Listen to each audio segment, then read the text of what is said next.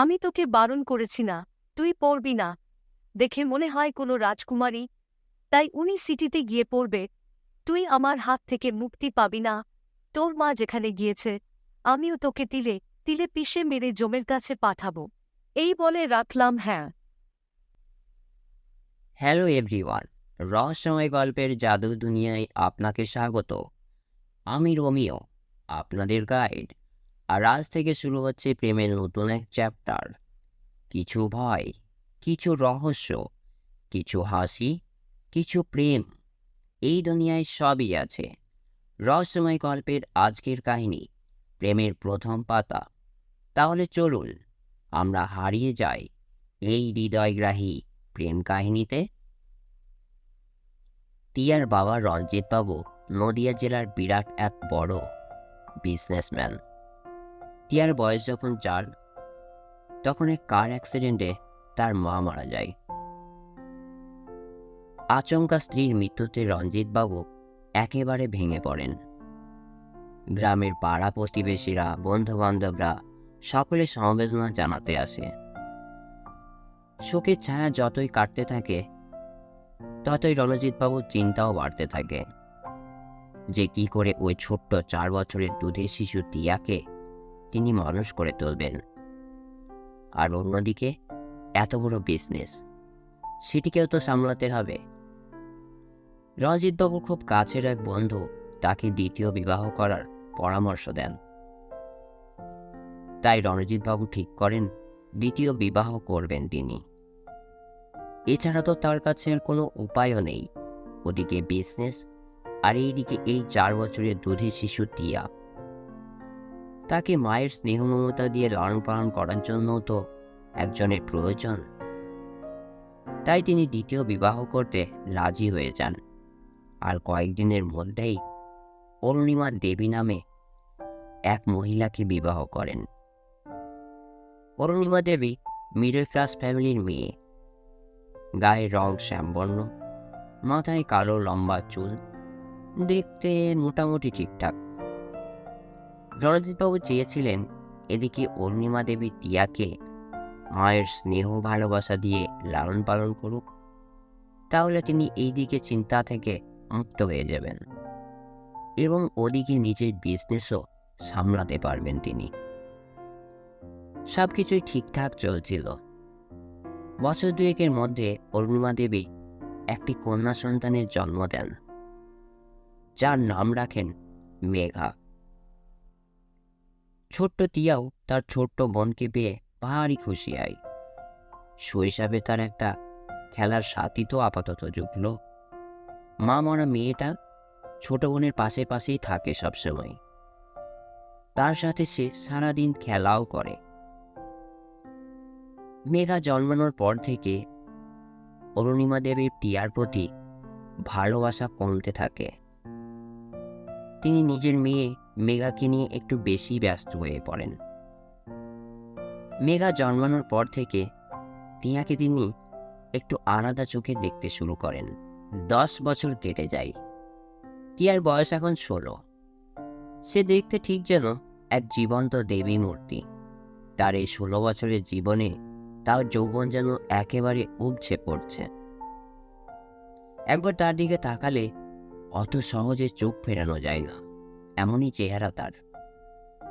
আসলে কি বলতো, কিশোরী জীবনটাই এমন জীবন, এই সময়ে সবার জীবনে এমনই কিছু অস্বাভাবিক ঘটে, যেটা কেউ কখনো কোনোদিন কল্পনাও করতে পারে না। টিয়ার জীবনেও এমনই কিছু অস্বাভাবিক ঘটে, যেটা সেও কোনোদিন কল্পনা করতে পারেনি। সে তো চেয়েছিল শুধু একটু মায়ের স্নেহের ভালোবাসা, কিন্তু সেটাও জোটেনি তার কপালে। টিয়া বিজনেসম্যানের মেয়ে হলে কি হবে? সে খুব পরিশ্রমী একটা মেয়ে। তার মধ্যে অহংকারের লেশ মাত্র নেই। একদিক থেকে বলতে গেলে কলেজের সব ছেলেরা পাগল তার জন্য। কিন্তু টিয়া কোনোদিন কাউরের প্রপোজাল অ্যাকসেপ্ট করেনি। কলেজেও সে কাউকে কোনো অহংকার দেখায় না কোনোদিন। তাকে দেখলে কিন্তু মনে হয় সে একটা মিডল ক্লাস ঘরের মেয়ে। সাদাসিধে একটা মেয়ে, তার আচার ব্যবহার সত্যি চমকপ্রদ। এরকম আচরণে এমনিতেই যে কেউ তার প্রেমে পড়ে যেত। কলেজ শেষ করে এসে টিয়া বাড়ির সমস্ত কাজকর্ম নিজেই করে। রান্না থেকে শুরু করে বাসন মাজা, ঘর পরিষ্কার করা, জামা কাপড় কাচা, সবকিছুই সে নিজেই করে। তবে চাকরানি যে নেই তা বললে ভুল হবে। টিয়ার বাবা রঞ্জিত বাবু একটি চাকরানিকেও রেখেছেন, যার নাম লিজা। টিয়া তাকে তার বড় দিদির মতোই স্নেহ করে। টিয়া সবার কাছেই তো প্রিয়, কিন্তু প্রিয় নয় শুধু তার স্টেপ মাদারের কাছে। অরুণিমা দেবী এখন টিয়াকে একদমই পছন্দ করে না। তিনি তাকে এখন কুনজরে দেখেন। টিয়াকে শুধু তিনি বাড়ির চাকরানির চোখে দেখেন। চা করা থেকে শুরু করে বাসন মাজা, কাপড় কাচা, কাপড় আয়রন করা, সবকিছুই তিনি টিয়াকে দিয়েই করান। অরুণিমা দেবীর সৎ মা হলেও কি হবে, টিয়া তাকে তার নিজের জন্মদাত্রী মা বলেই মনে করে। তাই বেচারি টিয়াও মায়ের আদেশও অমান্য করতে পারে না। তাই সে অরুণিমা দেবীর সমস্ত কথা অক্ষরে অক্ষরে পালন করে। টিয়া এই আশায় থাকে, যদি কোনোদিন তার স্টেপ মাদার তাকে বোঝেন, তাকে যদি একটু মায়ের স্নেহ মমতা দেন। দিনের পর দিন অরুণিমা দেবী টিয়ার উপর অত্যাচার আরও বাড়তে থাকে। অরুণিমা দেবীর ইচ্ছা টিয়াকে এই বাড়ি থেকে বিদায় করবে। তাই টিয়ার প্রতি তার এমন চরম ব্যবহার। তিনি শুধু এটাই ভাবেন, একবার যদি তাদের এই রাস্তার কাঁটাটিকে উপড়ে ফেলতে পারেন, তাহলেই ব্যাস, এই বিশাল ভূসম্পত্তির মালিক হবে তার একমাত্র মেয়ে মেঘা। এত বড় সম্পত্তির লোক আর কেই বা সামলাতে পারে। একদিন টিয়ার স্টেপ মাদার অরুণিমা দেবী সোফায় বসে বই পড়ছিলেন, আর ঠিক তখন মেঘা আসে তার মায়ের কাছে। ও মা, তুমি বলেছিলে না আজ আমরা শপিংয়ে যাব? ও হ্যাঁ মা, এই দেখো আমি তো বলেই গিয়েছিলাম। হ্যাঁ মা, অবশ্যই আমরা শপিং করতে যাব। মেঘা, এই টপটা পরে তোমাকে খুব সুন্দর দেখাচ্ছে। এই রকম একটা টপ আজ আমি তোমাকে ফের কিনে দেব। তুমি জানো, আমাদের গ্রামে আজ নতুন একটা শপিং মলের ওপেনিং হয়েছে, আর অফারও দারুণ। চলো আজ আমরা সেখানেই শপিং করতে যাব। হ্যাঁ রে মেঘা, ওই হতছাড়ি টিয়া কোথায়? আমি জানি না মা। অরুণিমা দেবী জোরে চেঁচিয়ে চেঁচিয়ে টিয়াকে ডাকতে থাকেন। মায়ের ডাক শুনে টিয়া কয়েক মিনিটের মধ্যে অরুণিমা দেবীর ঘরে আসে। এতক্ষণ তুমি কোথায় ছিলে? তুমি জানো না আমরা শপিংয়ে যাব? সে যাই হোক, আমার কাপড় চোপড় কি আয়রন করেছ তুমি? নাকি সেটাও ভুলে গিয়েছ? আমি আপনার কাপড় আয়রন করেছি। আর আমি যে জুতো দুটো পরিষ্কার করতে দিয়েছিলাম, সে দুটো পরিষ্কার করেছ কি? হ্যাঁ মেঘা, আমি তোমার জুতো দুটিও পরিষ্কার করেছি। আচ্ছা, ঠিক আছে ঠিক আছে, আর ঢং করতে হবে না। বেশি কথা বলার দরকার নেই। আমরা শপিংয়ে যাচ্ছি। আমরা ফিরে আসার আগেই তুমি সর্ষে ইলিশ, আলু পোস্ত, ভাপা চিংড়ি আর ভাত রান্না করে রেখো। দেখো দেরি হয় না যেন, আমরা আসার আগেই যেন সবকিছু তৈরি হয়ে যায়। অরুণিমা দেবী ও মেঘা শপিং করতে তো বেরিয়ে যায়। যাওয়ার আগে স্টেপ মাদার ও স্টেপ সিস্টারের টিয়ার প্রতি ব্যবহারটা একটু বেশি অস্বাভাবিক বলে মনে হলো নাকি?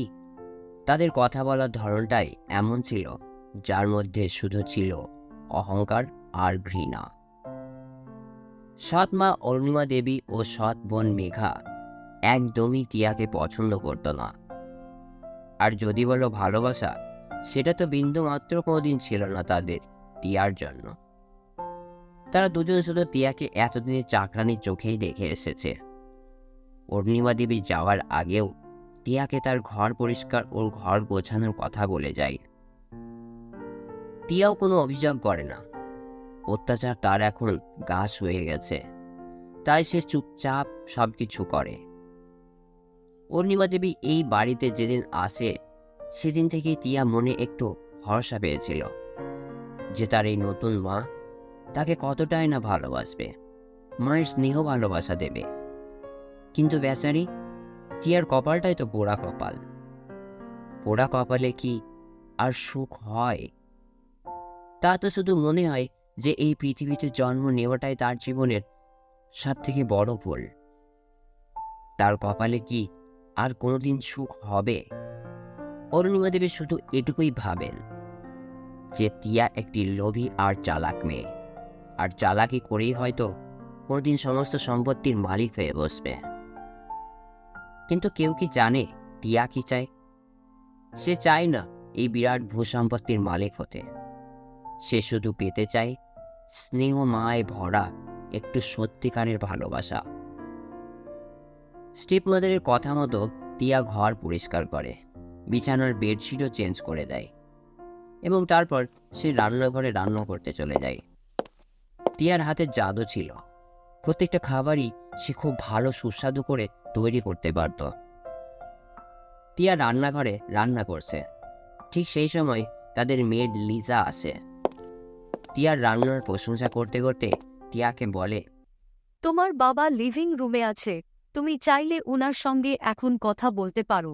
তুমি সত্যি বলছো উনি লিভিং রুমে আছে? হ্যাঁ, ওনার সঙ্গে আমার কথা বলার বিশেষ প্রয়োজন আছে। টিয়া বাকি রান্নার ভারটুকু লিজার উপর ছেড়ে তার বাবার সাথে কথা বলতে লিভিং রুমে যায়। রণজিৎবাবু বিজনেস পারপোজের জন্য মুম্বাই গিয়েছিলেন এবং দিন 15 পর আজ সকালে ফিরেছেন। লিভিং রুমে টিয়ার বাবা জানলার পাশে দাঁড়িয়ে বাইরের দিকে তাকিয়ে সিগারেট খাচ্ছিলেন। টিয়া যেতেই তিনি ঘুরে দাঁড়ালেন এবং বললেন, আরে টিয়া মা, তো কেমন আছো তুমি মা? হ্যাঁ বাবা, আমি ভালো আছি। তোমার সাথে আমার বিশেষ প্রয়োজন আছে, কয়েকটা বিষয়ে কথা বলার জন্য। হ্যাঁ মা, বলো না, কি বলতে চাও তুমি? অ্যাকচুয়ালি বাবা, আমি শহরে যেতে চাই, আর সেখানকার কলেজে অ্যাডমিশন নিতে চাই। আমি আমার ক্লাসে প্রথম হয়েছি। এই তো খুব ভালো কথা মা, তুমি পড়তে চাও তো পড়বে। না বাবা, আসলে আমি কলকাতায় সিটি কলেজে গিয়ে পড়াশোনা করতে চাই। আমি গ্রামের কলেজে পড়তে চাই না। কিন্তু মা, সবই তো ঠিক আছে, কিন্তু মা আমাদের গ্রামের কলেজ তো বেশ ভালো কলেজ, তুমি এখানেও তো পড়তে পারো। ঠিক আছে মা, আমি এই বিষয়টাকে নিয়ে ভাবছি। বাবা ও মেয়ের সঙ্গে কথা চলছিল। এমন সময় স্টেপ মাদার অরুণিমা দেবী শপিং করে ফিরে আসেন এবং বাবা মেয়ের কথোপকথন শুনে ফেলেন। তুমি নিজেকে খুব চালাক ভাবছো, তাই না? এটা কোন মতেই সম্ভব নয়। টিয়া, তুমি কোথাও যাবে না। রণজিৎবাবু অরুণিমা দেবীকে দেখে একটু বিস্মিত হলেন এবং শপিং মলে শপিং করার এক্সপিরিয়েন্স কেমন লাগলো সেটাও তিনি জিজ্ঞাসা করলেন। টিয়া তার স্টেপ মাদারকে দেখে একটু চমকে যায় এবং সে সেখান থেকে চলে যাওয়ার উপক্রম করে। যাওয়ার সময় তার বাবাকে জানিয়ে যায় যে তার বাবা যেন তার কথাটাকে নিয়ে একটু ভাবেন, কেননা তার বাবার পারমিশন ছাড়া তো সে আর কলকাতায় পড়তে যেতে পারবে না। টিয়া সুযোগ তো আজ পেয়েছিল, কিন্তু সেটাও বেশিক্ষণ ক্ষণস্থায়ী হলো না তার কাছে। পূর্ণিমা দেবী টিয়াকে 1 কাপ চায়ের আদেশ দেন। টিয়া হ্যাঁ বলে ঘর ছেড়ে বেরিয়ে যায়।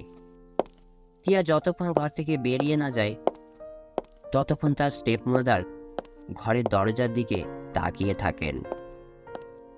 টিয়া ঘর থেকে পুরোপুরি বেরিয়ে গেলে পূর্ণিমা দেবী রঞ্জিতবাবুর কানে কুমন্ত্র জপ করতে থাকে। তিনি বলেন, আচ্ছা, তুমিই বলো তো, আমরা কি আমাদের মেয়েদের ভালোবাসি না? ও তো এখন বাচ্চা, ওরা কি ততটা এখনো বুঝতে শিখেছে? কিন্তু আমরা ওর মা বাবা, আমরা ওর ভালো মন্দ সম্পর্কে নিশ্চয় বুঝি। আমিও তো টিয়াকে খুব ভালোবাসি। যেমন মেঘা আমার কাছে, টিয়াও ঠিক আমার কাছে তেমন। ওরা দুজনেই আমার কাছে সমান। বাইরের জগৎ সম্পর্কে তো ও আর কিছু জানে না। কোনোমতেই আমরা ওকে কলকাতায় পড়তে পাঠাতে পারি না। আমি জানি সে আমাকে ঘৃণা করে, সে ভাবে আমি তাকে মোটেই ভালোবাসি না। তুমিই বলো, আমি কি ওকে ভালোবাসি না? হ্যাঁ, তুমি একেবারে ঠিক বলেছ, ও তো এখন ইনোসেন্ট, নির্বোধ। কোনো মতেই আমি ওকে কলকাতায় সিটিতে পাঠাতে পারবো না। অরুণিমা দেবী টিয়াকে এই বাড়ির তীর সীমানায় ঘিসতে দিতে চাইছিলেন না। আসলে টিয়া তো এই বাড়ির বড় মেয়ে, তাই সমস্ত সম্পত্তির অধিকার তারই আগে। তাই তিনি তুরুপের শেষ মন্ত্রটি জপলেন টিয়ার বিয়ের কথা তুলে। রণজিৎ বাবুকে বললেন, আমাদের গ্রামের দক্ষিণ পাড়ায় একটি ছেলে আছে, সেও টিয়ার মতোই খুব পরিশ্রমী ওই ছেলের সাথে টিয়ার বিয়ে দিলে কেমন হবে বলো তো? না না, এই কখনো হতে পারে না। আমি এত বড় লোক, আর আমি আমার মেয়ের বিয়ে দেব কিনা একটা চাষার সাথে? আমার টিয়া মায়ের বিয়ে হবে তো এক রাজপুত্রের সাথে। রণজিৎবাবুর মুখে এই কথা শুনে অরুণিমা দেবী রাগে গজগজ করে ফুঁসতে থাকে, কিন্তু তিনি বাইরে কিছুই প্রকাশ করতে পারে না। তিনি রণজিৎবাবুকে বলেন, ঠিক আছে, তাহলে তোমার কথা মতোই আমি একজন রাজপুত্রকে খুঁজি। এই কথা বলে অরুণিমা দেবী চলে যান।